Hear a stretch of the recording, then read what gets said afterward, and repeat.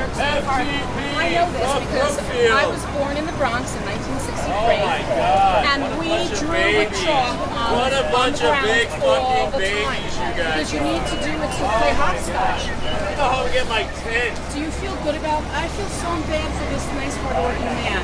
And I'm very sorry, Mr. Harvard or whatever company you work for. That there's a police officer, guardian of the Now city. you got slippery when wet signs out here, right? Now you got this is a dangerous situation you've created, officer. If I fall and this is a dangerous situation Brookfield just created if I here. fall and hurt my So you spine, better want to get some caution Here, when both slippery cervical when wet spine. signs. cervical It's spine. clear that the cops do not know what the fuck they're doing. Please, because I have my arm braced there. This is the 6th anniversary of Occupy Wall Street, And he's making motherfucker. this nice working man clear up. Back the fuck up! This is called chalkified.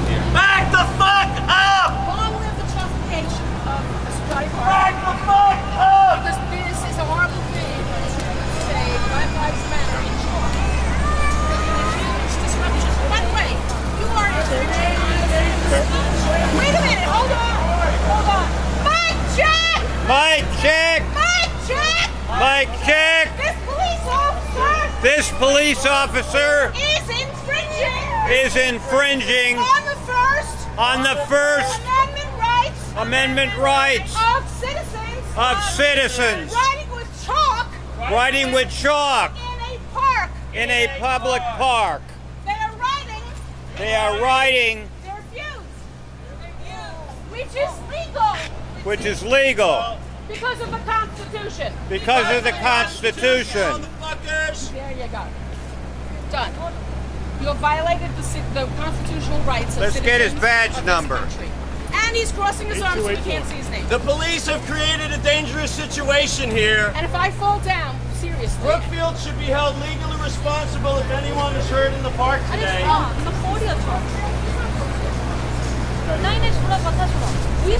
You should be ashamed of yourself. Maybe you should clean that. You should be ashamed of yourself. We're with the people. We're with the people. Maybe you should clean that. Hotel 8284. How many planes crashed into buildings on 9/11? Fuck Brookfield! Shame! Shame! Shame! Fuck the police! Shame! Shame! Fuck the police! Find out exactly who it was, but I pointed at What's the problem? What's the problem with harassing this guy's solution? You know? In this club, like guys were just, and then they just started dancing But I synchronously. saw who they pointed at me with this guy. Their culture is everywhere.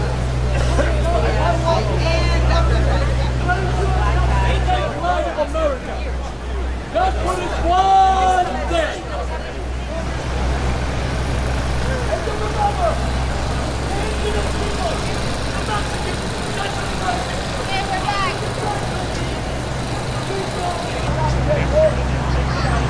Today is the 230th anniversary of the signing of the United States Constitution. Remember, our Constitution begins with the preamble. We, the people of the United States, in order to form a more perfect union, establish justice, ensure domestic tranquility, provide for the common defense, promote the general welfare, and secure the blessings of liberty for ourselves and our posterity, to ordain and establish this Constitution for the United States of America. Happy birthday, U.S. Constitution.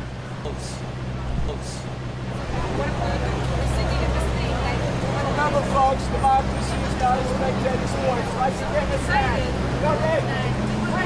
Come more involved. For the benefit of each and every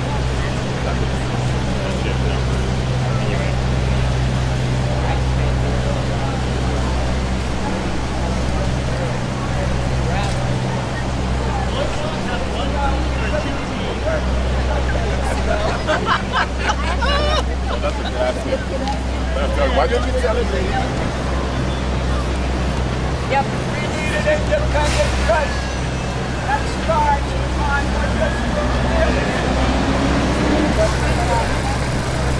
So that's how you feel, you know?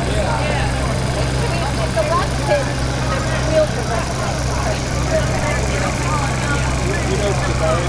Oh, yeah. Because I'm on, that's you know, good. I'm on his email list. Yeah, very good. Yeah, I think he's raising it mostly in small countries. Oh, that's good though. That's really good. Yeah. It can be done, but you also, I feel like you need a...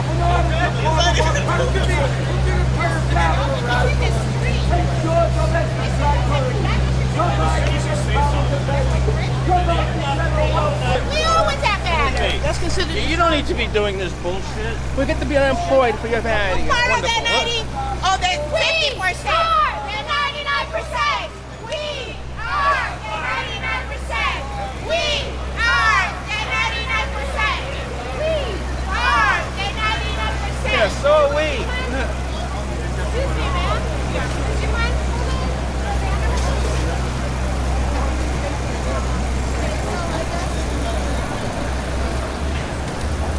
Yeah, they have to.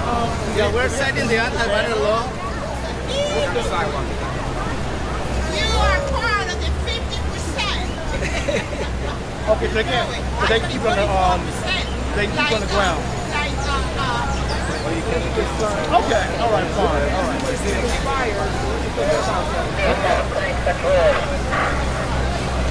You can keep the banner. You can keep the banner. You can't hang off this thing right here. It's not hanging. All right. We got a We report. never have banners hanging. One at a time. This banner, this here. We know the rules. We know the rules and regulations. This is not our first year here. Research the law first. Thank you.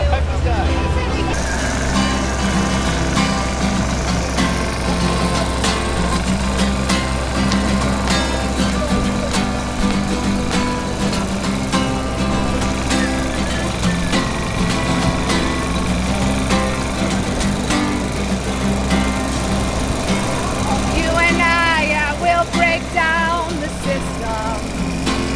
You and I will make your mama proud. Gonna set the people free.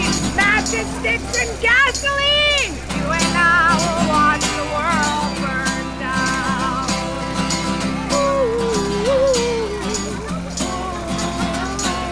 You and I will watch the world burn down. On the day when we tear down the borders, oh, they'll be celebrating all around. Brick by brick and stone by stone, take a picture with your phone. You and I will watch the world burn down.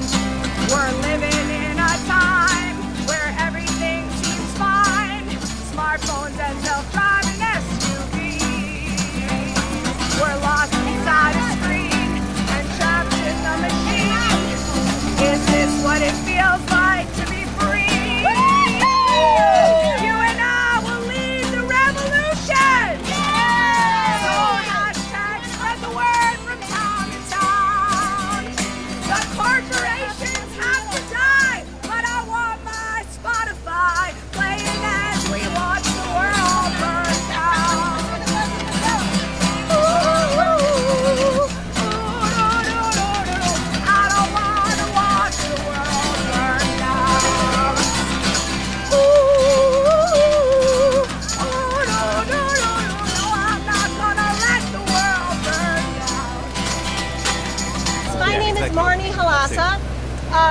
theatrical protester, and I wanted to organize this press conference because a lot of us in Occupy are like, you know, since 2011 have been doing a lot of really great activist work, and I feel that needs to be talked about because people don't know. So I wanted to organize this, and really anybody who wants to speak, you can speak.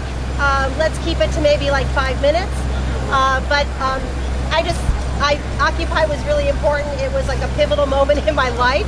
It made me completely politically aware. I see things completely different now, and I always have this social and economic analysis that I do. But anyways, this is Jerry Ashton. He has an organization called RIP Medical Debt, and what he can explain it better. But what he does is he takes medical debt. He buys. It's a fundraising organization that buys medical debt and it erases it. So what he does is brilliant. He was also on John Oliver. What is it called? Late Tonight? Last week tonight. Last week tonight on John Oliver. They did a big segment on his organization, and he's amazing. So Jerry, take it away. How could you not do great after that, right? Thank you, honey. All right, I can very quickly tell you that all you need to do is go to RIP, that stands for Rest in Peace, ripmedicaldebt.org. We're a 501c3 organization that has one function, to accept your grand donations, to go out to the debt market where we buy medical debt for a penny on the dollar. When we get that debt, we slit its throat. We wipe it out, along with the credit mark that goes against the people that owe that medical debt.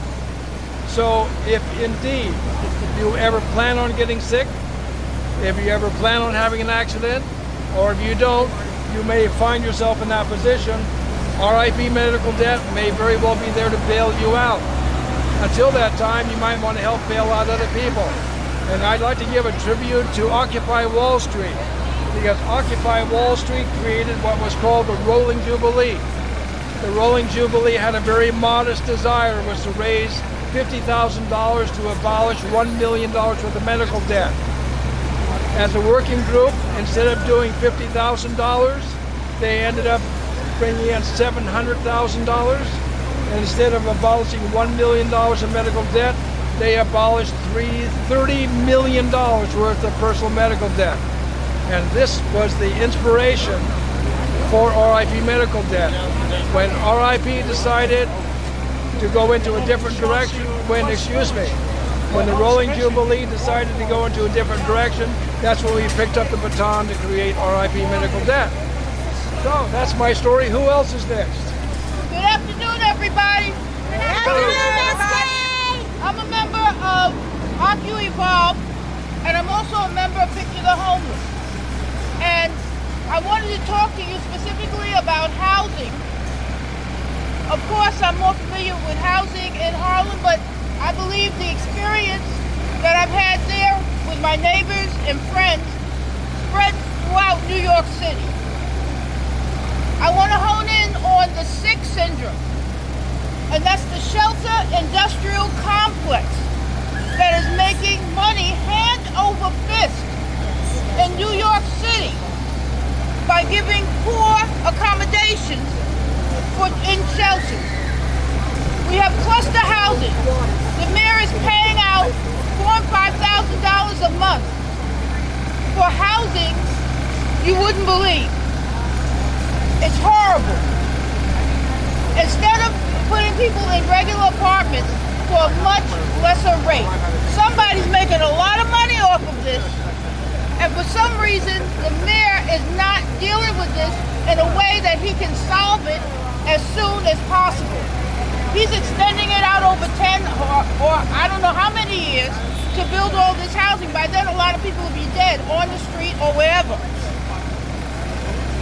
Why are you going to go with an MIH AGQ answer, which is supposedly applying a small number of apartments every time a developer is building a building with apartments, and say that you're solving the homeless problem?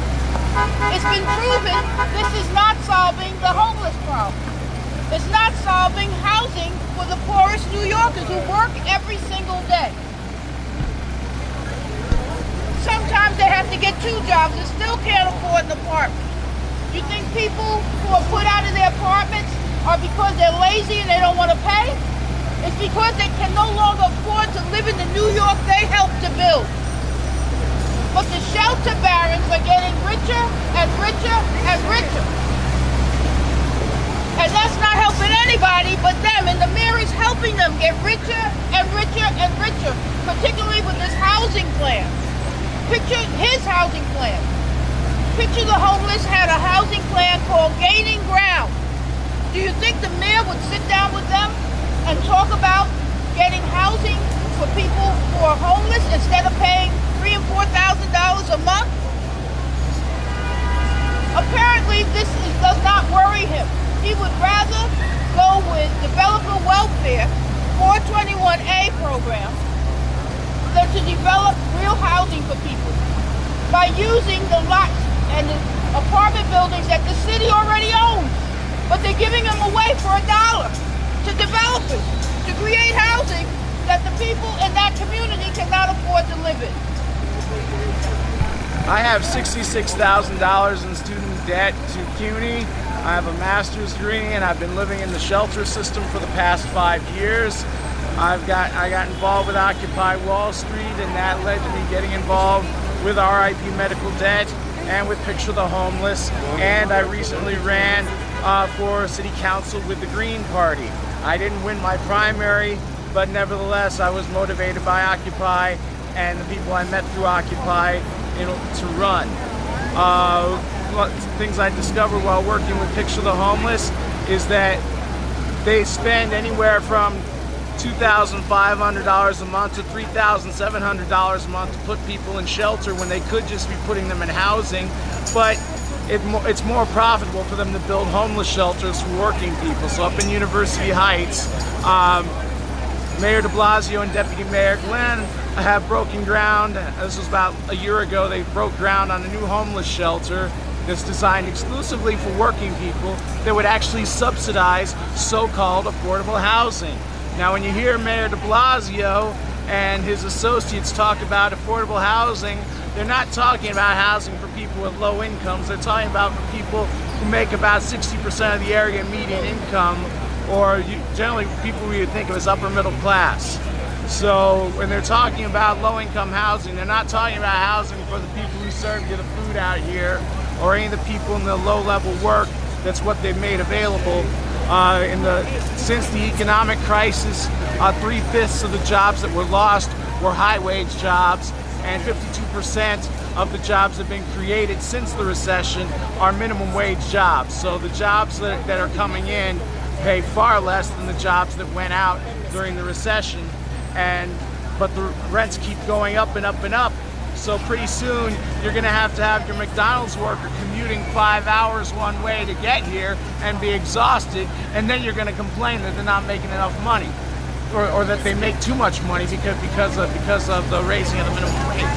So we've got a situation where the rich are getting everything they want, and then they're complaining that we're getting too much while we're living in the squalor of homeless shelters where there's enormous profit made. Some of the shelter CEOs make as much as $500,000 a year, which is about twice as much as what the mayor makes.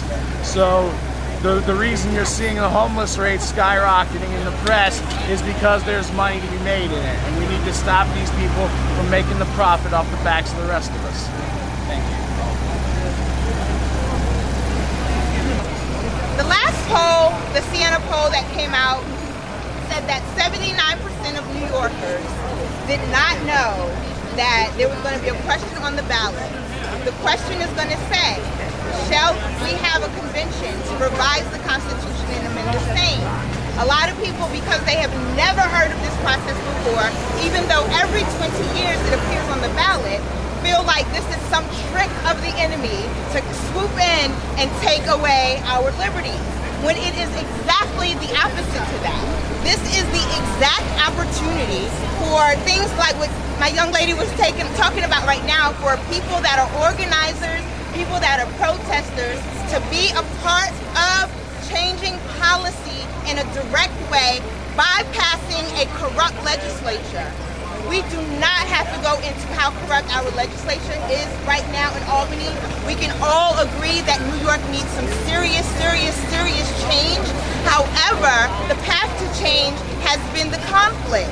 When I discovered about the process called the Constitutional Convention, again, every 20 years it's on the ballot and it asks this question. When we say yes, it begins a delegate process. The people get to elect, they're not selected, we get to elect our own delegates. Individuals get to run. Any of you can run as a delegate. And because you've already been organizing, you've already been involved in politics, you guys can come together as a community, say this is who we're going to put forward, we're going to help them to get their signatures, they'll get on the ballot, they only need 3,000 signatures. I mean, how many guys did you have here? This is a General Assembly for New York. This is a forum where people, real people, you and me, the 99%, can actually have our voice. Whenever in politics have you seen someone that looks like me be able to get so passionate about something? And it's because this is a real and true opportunity for New Yorkers, of all inclusions, to be involved in the writing of our Constitution. What's really interesting is the fact that up until this very day, 120 years, only 21 women have ever contributed to the Constitution of New York. In 1864, when it was largely written, the education there, the education law there made segregation legal. It has not been changed. So when you wonder why all of these things are happening, enshrined in our Constitution are things that have not been addressed, and they're not gonna be addressed by our current legislature because it doesn't work in their favor. What they want us to believe is that the legislature will come in and take it over, but I have a greater vision for what the Constitutional Convention could be. I have a greater vision that people like you and me will get together and be able to nominate our people, and we will vote for those that are truly educated and well-spoken and well-versed and able to really represent who we are as people and not the politicians. Politicians, if you ask them now, current legislature, they will tell you no. Why are they saying no? Because they will not be in control. They want to keep their control, so they're trying to tell people, vote no, so that they can maintain their control. Let's go through the regular process. The regular process has not worked. Simple things like clean air and water has not, it's gone before legislature and they have denied it. Simple things like equality for all has gone before legislature. It's not enshrined in our current state constitution. This is the time, this is our opportunity. Post 2016 has made things really easy for people to get energized behind something, and we need to use that energy to elect really great delegates that will represent us like never before. And I really hope that each of you guys will vote yes for a constitutional convention and begin to think about who gets to be delegates and run. It's 204 open seats. It's not, politicians do not have a monopoly on those seats. These are 204 open seats. And I hope to see some of you guys in there. What about corporate control? What about corporate control? Say more. What are you asking about corporate control? I just worry about corporate control. I understand. This is a legitimate,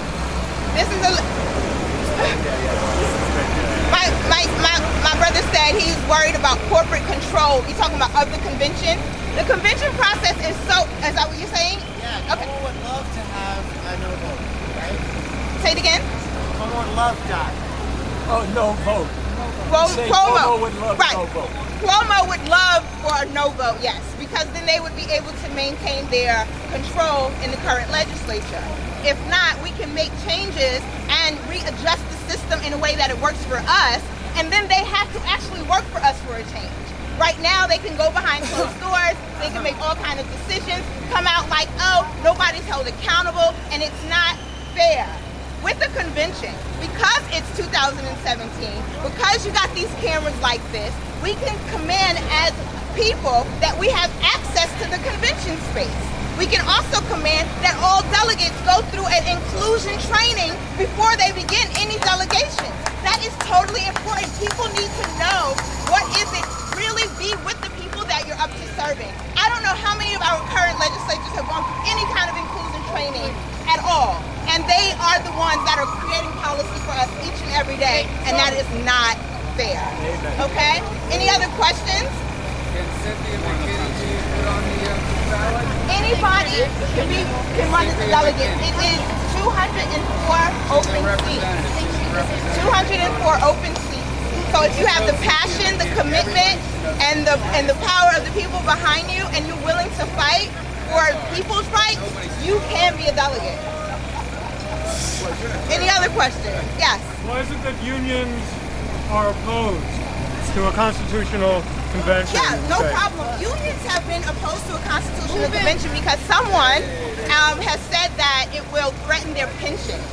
And unfortunately, a lot of people aren't aware of all of the protections that our current state constitution and our United States Constitution in conjunction creates. In 1938, our convention, it was through a convention that those pension protections were put in there. There has been no convention that has taken away any rights. And that's because at the end, if anything crazy, shady happens, people can say no. And so it's a three-step process. The delegates create the laws, or they make a proposal, it goes on a ballot, and then we as the people can say yes or no to those things. But unions have been told that their pensions will be threatened, and it's simply not true. It's just simply not true. So I understand their fears, I understand their concerns, but it's not true. So, I mean, that's why they're against it, because they believe it. And, And how are the delegates voted upon? So in 2018... Does everybody in the state vote on those 200 seats? Yes. No, sorry. So there's 15 at large that everybody in the state will vote for. 15 at large. However, there's 63 Senate districts in New York. There will be 3 delegates per Senate district. And so you would vote within your Senate district. So your responsibility right now is to know what your state Senate district. So your responsibility right now would be to know what Senate district you live in and how you can organize within that Senate district. I was part of a discussion at the Left Forum this year that talked about universal basic income and a guaranteed jobs program. And the guaranteed jobs program is really, if you think of it, we have the lender of last resort called the Federal Reserve Bank, but we don't have an employer of last resort. And essentially, if you have an employer of last resort, everybody who wants a job at a particular rate can go and have one, which means minimum wage, things like Walmart being subsidized by welfare of their employees, etc., are obviated, and you keep people who are currently unemployed and who are losing their employability engaged in jobs, engaged in activities that keep them employable. Remember, if you've been out of work a year or more, your employability drops significantly, and the chances of you getting a job after a long-term bout of unemployment goes down to almost zero. So it's really important to keep people occupied, so to speak, in gainful employment that are doing things that may not necessarily be profitable for private companies, but do add to the benefits that we get as a society. So there's a program at the Bard Institute of the Levy Institute at Bard College that has a lot of background information on employer of last resort and guaranteed jobs program. So I recommend going there to look up more details, but I encourage you to talk about a guaranteed jobs program to keep people employable and employed so that if and when the private sector needs them, they'll be available, but we can get benefits to our society until then. Anyway, thanks.